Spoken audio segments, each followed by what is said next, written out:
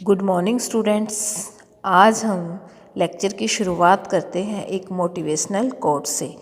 Success जो सभी पाना चाहते हैं।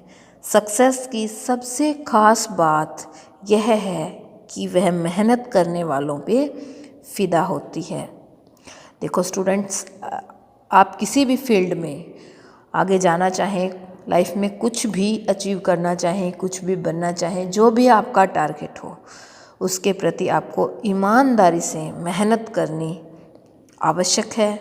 मेहनत करोगे तो आपको सफलता आवश्यक मिलेगी। आज हम डिस्कस कर रहे हैं अपने डिफेंस स्टडी की क्लास में principle of war. Principle of war में हम 10 प्रिंसिपल जो मैंने नेक्स्ट लेक्चर में बताया था उनको आज हम डिटेल से स्टडी करेंगे। जैसे कि आप स्क्रीन पे देख पा रहे होंगे, फर्स्ट नंबर पे है उद्देश्य का चयन एवं उस पर स्थिर रहना। उद्देश्य का चयन, सिलेक्शन करना एम का, उसमें आप सबसे पहले लक्ष्य का चयन करके उस पर काम करना अति महत्वपूर्ण है। लक्ष्य के चयन पर अटल रहना उससे भी ज़्यादा महत्वपूर्ण है।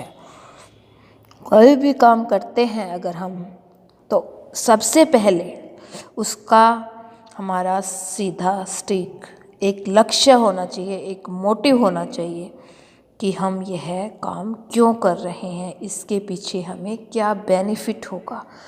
और उस टारगेट को जब तक हम अचीव ना कर ले तब तक उस पर अडिग रहना उससे ज़्यादा महत्वपूर्ण है, तभी हमें सफलता हासिल होती है। ये युद्ध का प्रिंसिपल भी है, ये लाइफ का प्रिंसिपल भी है। ये कुछ भी अच्छा अचीव करने के लिए हमें उस पर टिके रहना, स्थिर रहना अति महत्वपूर्ण है।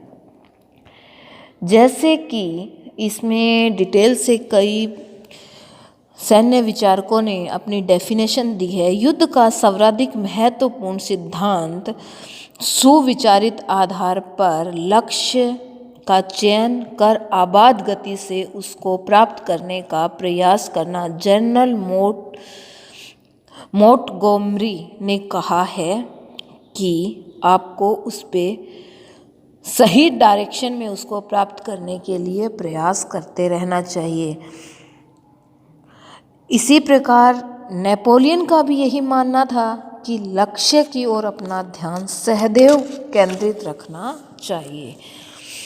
आगे हम इसका थोड़ा सा वॉर में इसकी इम्पोर्टेंस, वॉर में इसका प्रयोग कहाँ और कौन से युद्ध में हुआ है वो थोड़ी सी बारीक आप देख लो। सबसे पहले अगर हम इंडिया के वॉर की बात करें तो 1999 में अपने सेना के पास एक लक्ष्य था और उसको अचीव करने के लिए उन्होंने काफ़ी अच्छी सही इस सिद्धांत को फॉलो किया, सही डायरेक्शन में लेके गए। तो आप देख सकते हैं 99 के युद्ध का उदाहरण, आप दे सकते हैं 62 के, 71 के वॉर का उदाहरण। ये सारे उदाहरण आप देख सकते हैं जिसमें लक्ष्य के चयन की जो चयन और उसको इम्प्लीमेंट करने के प्रिंसिपल को अच्छे तरीके से फॉलो किया और युद्ध में विजय प्राप्त हुई।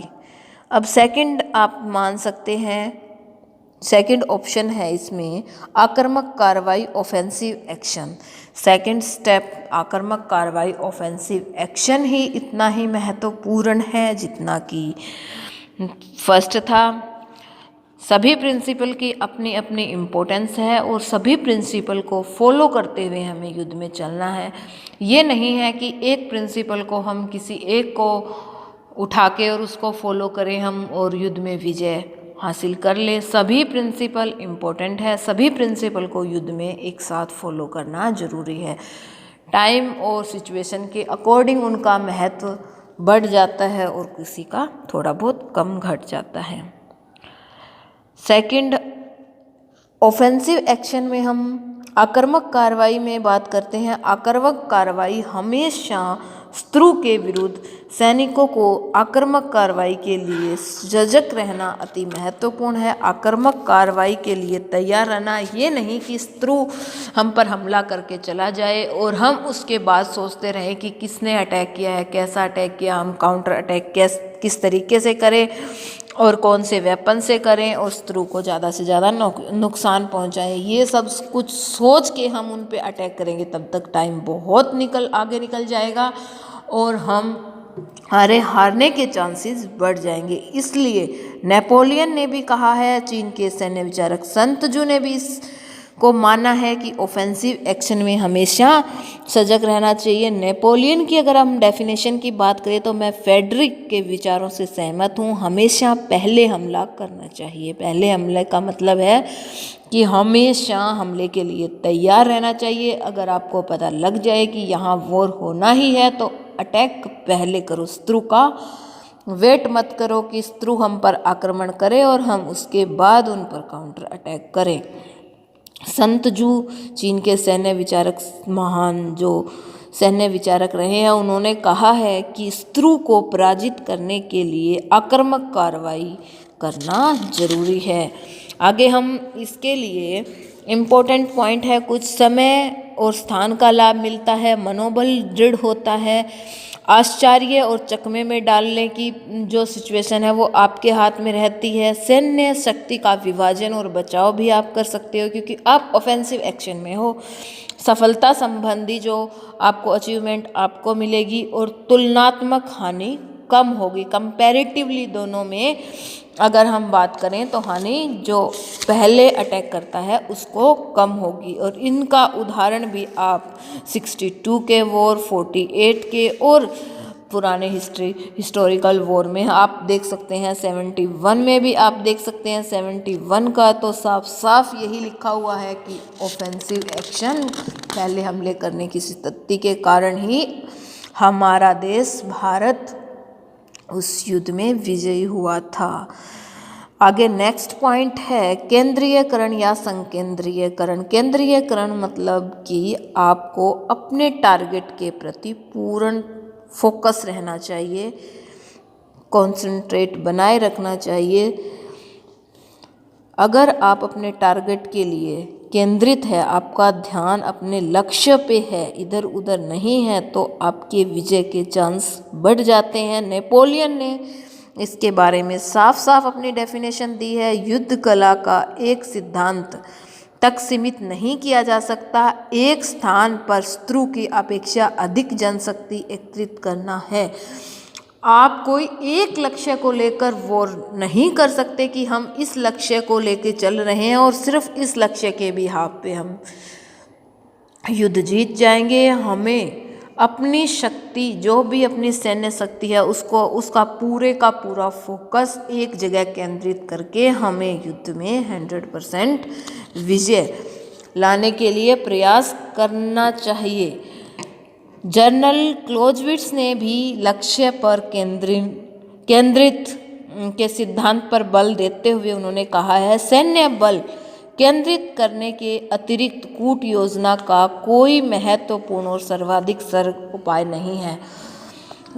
क्लोजविट्स कहना चाहते हैं कि आपके पास जितनी ताकत है वो एक जगह झोंक के देखो, आपको युद्ध में सफलता बहुत जल्दी मिलेगी, ताकि आप उस एक जगह पे अपनी शक्ति, अपनी सेना को फोकस से उस एक जगह अगर आप झोंक रहे हो तो उस जगह आप शत्रु को हरा सकते हो और आपके पास शत्रु की कमजोरी का और कुछ नेगेटिव शत्रु की जो एक्टिविटी है उनका पता लग जाएगा और उन पर आप विजय प्राप्त करते हुए आप युद्ध में आगे बढ़ सकते हो, युद्ध में सफलता ला सकते हो। इसका भी उदाहरण आप 71, 40 और 65, 62 आदि युद्ध में देख सकते हो। सिक्योरिटी, सुरक्षा का सिद्धांत भी अति महत्वपूर्ण है। नेक्स्ट, सुरक्षा के सिद्धांत में हम बात करते हैं प्रत्येक सामरिक गतिविधियों की सफलता में इस सिद्धांत की सक्रिय सहभागिता है। इस सिद्धांत की भी उतनी ही इम्पोर्टेंस है, जैसे मैंने पहले बताया है कि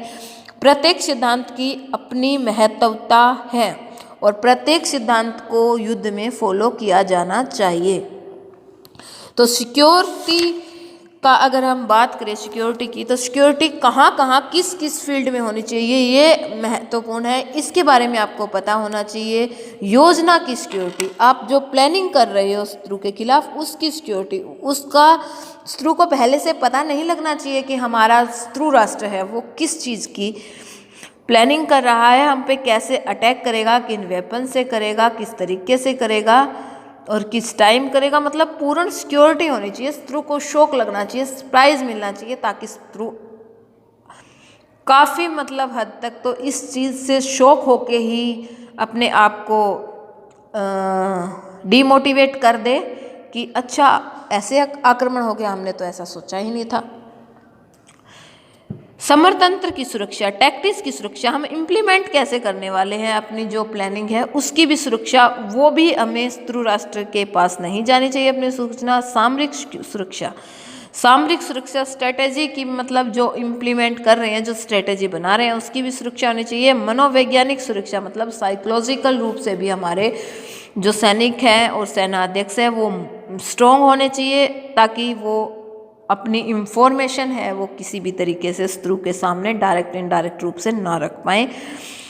सूचना की सुरक्षा, इंफॉर्मेशन जो हम बाहर जा रही है हमारी उसकी भी सिक्योरिटी पूर्ण रूप से होनी चाहिए, वो भी लीक नहीं होनी चाहिए जो शत्रु राष्ट्र से हम छुपाए रखना चाहते हैं। सैनिक सुरक्षा, हमारी सेना की भी पूर्ण सुरक्षा रहनी चाहिए कि हमारे सैनिकों को किसी भी प्रकार की कोई हानि ना पहुंचे, ताकि वो युद्ध में अच्छे तरीके से अपनी परफॉर्मेंस दे पाए। और सामग्री की सुरक्षा, हमारे जो खाद्य सामग्री है, वेपन सिस्टम है, जो भी है उनकी अच्छी पूर्ण तरीके से सुरक्षा होनी चाहिए। इन सब को फॉलो करके हमने युद्ध जीते हैं, वो हैं आप उदाहरण में दे सकते हैं 71 का युद्ध जो काफ़ी लंबा चला था और इसमें सिक्योरिटी का जो है वो कॉन्सेप्ट काफ़ी ज़्यादा फॉलो हुआ था, तो इसकी इम्पोर्टेंस को हम नहीं नकार सकते। आगे नेक्स्ट हम बात करते हैं चकमा सरप्राइज। सरप्राइज की भी अपनी एक इम्पोर्टेंस है।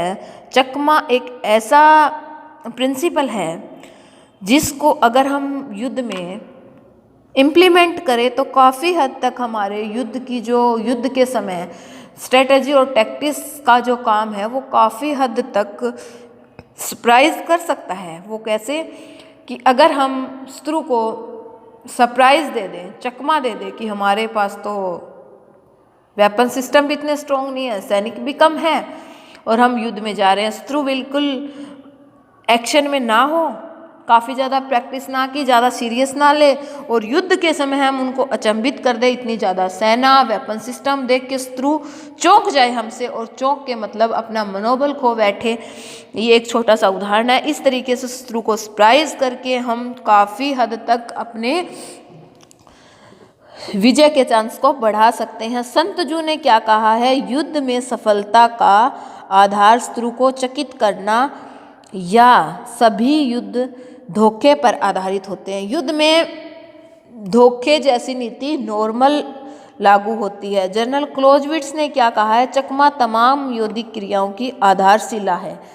मतलब जनरल क्लोजविट्स, JFC फुलर, चकमा प्रत्येक यौगिक क्रिया की आत्मा, विजय का रहस्य, सफलता की कुंजी। ये सारे विचारक जो है जनरल DK पालित, जनरल रॉबिन्स, सभी विचारक चकमे की जो प्रिंसिपल है उसको काफ़ी ज़्यादा इम्पोर्टेंस दी है, काफ़ी ज़्यादा इसको महत्व दिया है। चकमा कितने प्रकार से होता है, कौन कौन से चकमे के टाइप हैं वो आप देख सकते हैं। स्ट्रैटेजिक चकमा, स्ट्रेटेजी के टाइम शत्रु को सरप्राइज देना, टैक्टिक्स के टाइम शत्रु को सरप्राइज देना, समरतांत्रिक और टेक्निकल तरीके से भी शत्रु को सरप्राइज दे सकते हैं। ये चकमे के प्रकार हैं जो आप युद्ध में इम्प्लीमेंट कर सकते हैं। इसके सिद्धांत का भी हम जिक्र करेंगे कि 71 में चकमे सरप्राइज के सिद्धांत का प्रयोग किया गया था। 1962 में भी जब भारत और चीन का युद्ध हुआ था उसमें भी भारतीय सेना ने इसका इम्प्लीमेंट किया था। आगे नेक्स्ट पॉइंट की हम बात करते हैं, कोऑपरेशन, सहयोग की भावना। सहयोग की भावना की अगर हम बात करें तो यह भी काफ़ी ज़्यादा इम्पोर्टेंट है। क्यों है? क्योंकि सहयोग आपस में अगर हम बात कर दें छोटे लेवल पे, तो क्लासरूम में बच्चों का आपस में टीचर्स के साथ अगर अच्छा कोऑपरेशन है, अच्छे सहयोग की भावना से काम कर रहे हैं, तो पढ़ाई और अच्छे तरीके से होगी और अच्छे तरीके से समझ पाएंगे टीचर की बात बच्चे, और बच्चे की बात अगर अच्छे तरीके से टीचर सुन रहा है, समझने की कोशिश कर रहा है, तो उनकी प्रॉब्लम भी बहुत अच्छे से सॉल्व हो सकती है। और एक अच्छे तरीके से क्लासरूम का माहौल डेवलप करके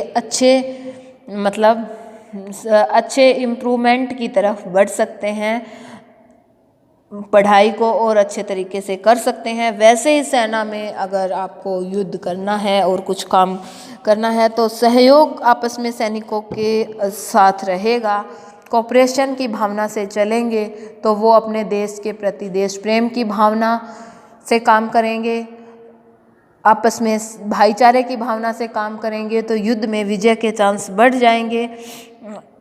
जैसे इंडियन नेवी है, इंडियन आर्मी है, इंडियन एयरफोर्स है, ये तीनों अलग अलग पोर्शन है, अलग अलग इनका फील्ड है, और ये एक दूसरे को अलग अलग समझ के ही काम करें कि आर्मी का काम हम क्यों करें, आर्मी की हेल्प हम क्यों करें, नेवी की हेल्प हम क्यों करें। तो युद्ध में मतलब हारने के चांस बढ़ जाते हैं, हारने के मतलब बढ़ क्या जाते हैं, हारना निश्चित ही हो जाता है लगभग। तो आपस में सेनाओं में आर्मी, जहाँ युद्ध आर्मी सेनाओं की, आर्मी फोर्सेस की आपस में शत्रु सेना के साथ आमने सामने हो रही है, तो उस समय क्या है कि उनकी एयरफोर्स हेल्प कर सकता है वहाँ खाने, हथियार, वेपन सिस्टम पहुँचाने का, और अगर कोई घायल हो, बाकी और कोई सिचुएशन ऐसी हो, तो उनमें मतलब एयरफोर्स एयर की सहायता से फटाफट ये काम हो सकता है। तो अगर उनकी कोऑपरेशन की भावना से सहयोग करें, तो विजय के चांस बढ़ जाते हैं। इसके बारे में भी जनरल D.K. पालित ने अपनी डेफिनेशन में साफ साफ कहा है कि किसी परिस्थितियों के सभी पक्ष बाहरी दृष्टिकोण से देखकर ही योग्यता और उसकी आपसी समन्वय करना ही सहयोग का सही सिद्धांत कहलाता है। आगे हम बात करते हैं नेक्स्ट पॉइंट की। नेक्स्ट पॉइंट में है शक्ति की मितव्ययता। शक्ति को मतलब फैला के नहीं रखना। युद्ध के समय शक्ति को एक जगह, एक ही फोकस होके, एक ही टारगेट लेके और एक ही स्थान पर फोकस करके उसका प्रयोग करना है, ताकि उसका प्रयोग काफ़ी ज़्यादा इफेक्टफुल हो। उसी तरीके से शक्ति की मितव्ययता में इकोनॉमिक फोर्स का भी आता है कि आपकी जो सैन्य बल है, आपकी जो देश की इकोनॉमी है, उसको भी बचा के रखना है। जब कोई ऐसी सिचुएशन आ जाए जिस समय मतलब आप शत्रु के कोई ऐसा उन्होंने आपको चकमा दे दिया या ऐसा सरप्राइज दे दिया जिससे आप अचंभित हो जाए, तो आपके पास सिक्योरिटी के लिए कुछ अलग से रहना चाहिए, ताकि आप इमरजेंसी के टाइम उसका प्रयोग कर सके। ऐसा आप शक्ति की मितव्ययता में मान सकते हैं। जर्नल भविष्य के लिए बिना प्रयोग किए गए दलों को बचा कर रखते हैं, प्राय पराजित होते हैं। मतलब वो इमरजेंसी के लिए कुछ न कुछ बचा के रखते हैं ताकि आगे इमरजेंसी की सिचुएशन में उनको फॉलो कर सके। शक्ति की मितव्ययता का सिद्धांत युद्ध की सफलता प्राप्त करने का सर्वाधिक महत्वपूर्ण सिद्धांत कैप्टन लीडल हार्ट ने कहा है। आगे नेक्स्ट हम बात करेंगे, इसका भी प्रयोग 71 के युद्ध में हुआ था। गतिशीलता, सेना में आपस में गतिशीलता होना अति महत्वपूर्ण है। जनरल नेपोलियन ने कहा था कि युद्ध के प्रमुख 3 मुख्य तत्व हैं, गति, गति और गति। गति का महत्व इन्होंने इसलिए इतना ज़्यादा इम्पोर्टेंट बताया है ताकि युद्ध का पता नहीं कितने लंबे समय तक आगे खींच सके। जैसे कि 71 का वॉर है वो 14 दिन तक चला था, और अगर सेना थक जाए, गति ना हो और किसी भी तरीके से मतलब सेना हताश हो जाए, निराश हो जाए, तो उनमें गतिशीलता की भावना होनी चाहिए ताकि वो आगे टाइम के अकॉर्डिंग, सिचुएशन के अकॉर्डिंग अपने आप को संभालते हुए आगे चल सके। नेक्स्ट पॉइंट है मनोबल। मनोबल तो सबसे ही ज़्यादा इम्पोर्टेंट है। मनोबल का अगर आप अर्थ समझे तो किसी समूह सदस्य की उस संगठन और उसके लक्ष्य के प्रति दृढ़ आस्था होनी चाहिए। जर्नल मनोबल के सिद्धांत को काफ़ी महत्व देते हैं। आप जर्नल मार्शल के अनुसार डेफिनेशन को सुने तो आप विश्व की समस्त वस्तुओं को प्राप्त कर सकते हैं, किंतु मनोबल के बिना ज़्यादातर प्रभावहीन है। मनोबल सबसे ज़्यादा महत्वपूर्ण माना है। मनोबल में क्या क्या आता है ये चीज़ आप डिटेल से सुन सकते हो। कुशल नेतृत्व, अनुशासन, श्रेष्ठ साज सज्जा, उचित प्रशिक्षण, सफलता की परंपरा, नैतिक स्थिति, शारीरिक स्थिति, मानसिक स्थिति, आत्मा का नियंत्रण और राष्ट्रीय भावना और देशभक्ति की भावना, विजय का संकल्प, आत्मसम्मान, सम्मान, पुरस्कार, प्रजा, भोजन और मनोरंजन आदि मनोबल में आता है। मनोबल के अभाव में सेना भीड़ के समान प्रतीत होती है। अगर मनोबल नहीं है सेना में तो उस भीड़ का कोई फायदा नहीं, आप युद्ध हार सकते हो। लास्ट और नेक्स्ट पॉइंट है प्रशासन। प्रशासन का मैंने आपको पहले भी बता रखा है कि एडमिनिस्ट्रेशन का काम काफ़ी ज़्यादा इम्पोर्टेंट रहता है युद्ध में। हमारे कंट्री जैसे लोकतांत्रिक देश में इसका रोल काफ़ी ज़्यादा महत्वपूर्ण है। युद्ध के सिद्धांतों में प्रशासनिक एक ऐसी व्यवस्था है जिसके द्वारा संगठन को सुचारू रूप से चलाने के लिए सुचारू रूप से कार्रवाई का संचालन करने के लिए प्रशासन की भूमिका सबसे ज़्यादा रहती है। नेपोलियन ने कहा था कि सेना पेट के बल चलती है। पेट के बल चलने का मतलब ही यही है कि प्रशासन अपनी काम को अच्छे तरीके से करे ताकि सेना को इसका डायरेक्ट लाभ मिल सके। दूरदर्शिता, शक्ति की मितव्यता, लोचनशीलता, सरलता, परिशुद्धता, निष्पक्षता, ये सारे प्रशासन के काम के अंतर्गत आते हैं। आगे हम नेक्स्ट लेक्चर में डिस्कस करेंगे। आज के लिए इतना ही। थैंक यू, धन्यवाद स्टूडेंट्स।